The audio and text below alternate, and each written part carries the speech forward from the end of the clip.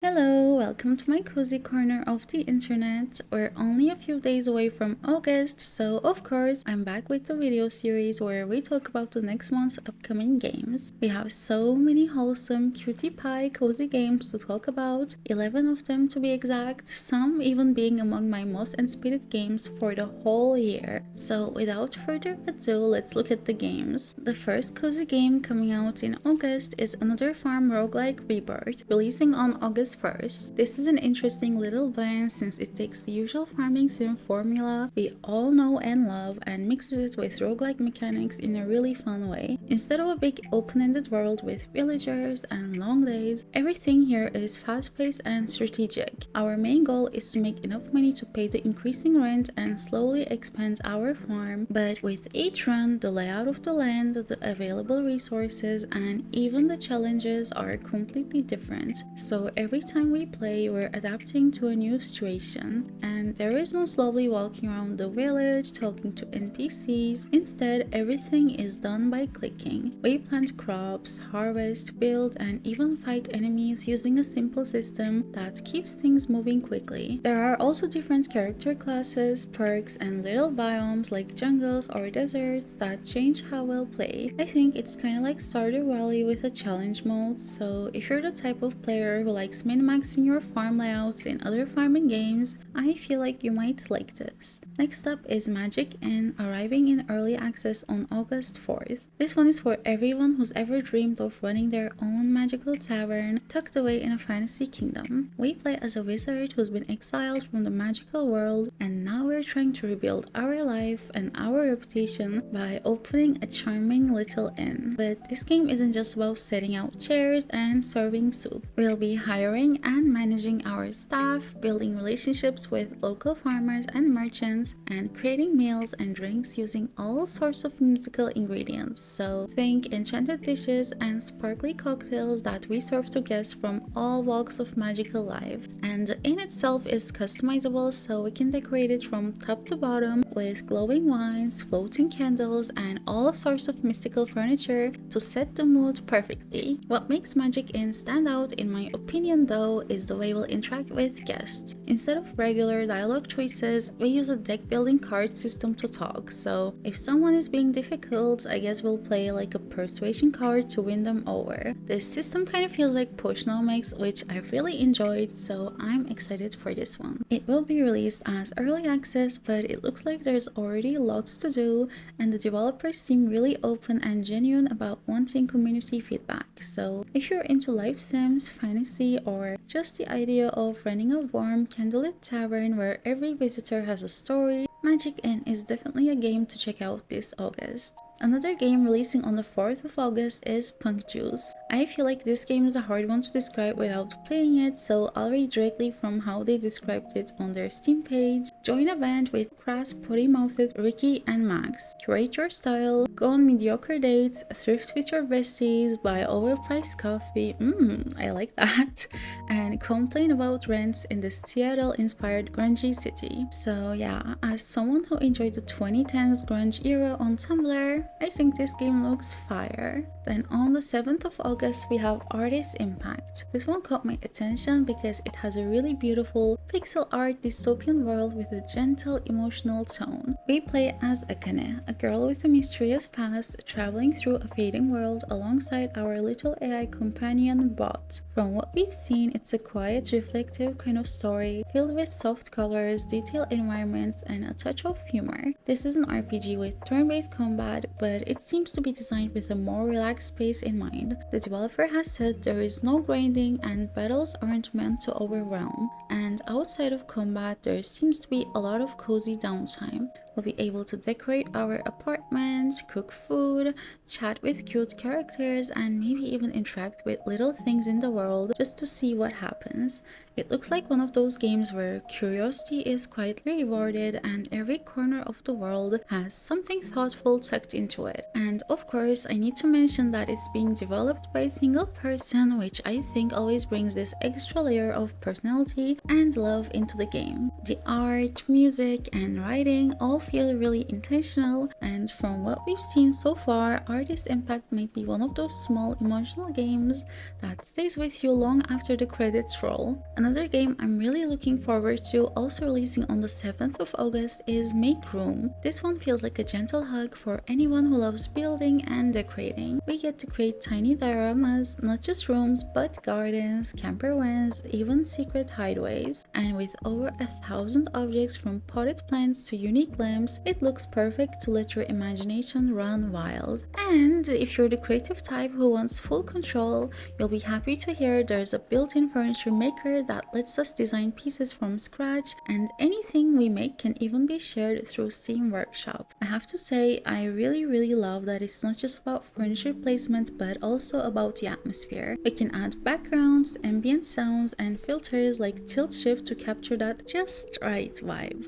Also, every little creation feels meaningful, like whether we're designing a cozy reading corner, a sunny garden space, or a compact camper built for wanderlust, it all feels so personal. And something really cool about MakeRoom is that it comes from Kenny, a developer well known for crafting gorgeous asset packs for other creators. So now we'll get to play with those assets, and I think this is exactly the kind of comforting, creative sandbox that fits perfectly in this month's games lineup. Again, on the 7th, we have my and probably many other people's most anticipated game of the month, Tiny Bookshop. This is a gorgeous little game where we get to run our own cozy bookstore by the sea in the charming town of Buxtonbury. So picture pastel storefronts, soft seaside breezes, and shelves full of real-world books that we can recommend to customers who wander in just for the right story. We'll stock books of different genres, arrange cozy decorations like fairy lights, plants, maybe even seasonal decor for Halloween, and get to know locals with their own stories and quirks. The focus seems to be on connection, peaceful pacing, and atmosphere, and we'll spend our days choosing scenic locations for our tiny shop on wheels, deciding which books to display, and helping customers find just the right match, sometimes even going off prompt and recommending something surprising. I'm seriously beyond excited for this game. I would love to work in a bookshop one day, so it's great that I'll get to experience this in a game beforehand. So if you also love curling up with a novel and a hot cup of tea, or you've ever dreamed of owning a small book trailer by the coast or working in one, this is the one to look forward to in August. We're finally moving on from August 7th to August 12th, and we have Super Farming Boy releasing on the 12th to early access. In this one, we play as Super, and no, we're not a masked hero. We're called that because we're literally a super tool. We don't need shovels or watering cans, because when we press a button, we transform into them, even fly if we need to. And instead of walking row by row, a single harvest can unleash chain reactions and combos that magically clear big swaths of crops at once. The story is also really interesting. An evil nemesis named Corpo has kidnapped our mom and friends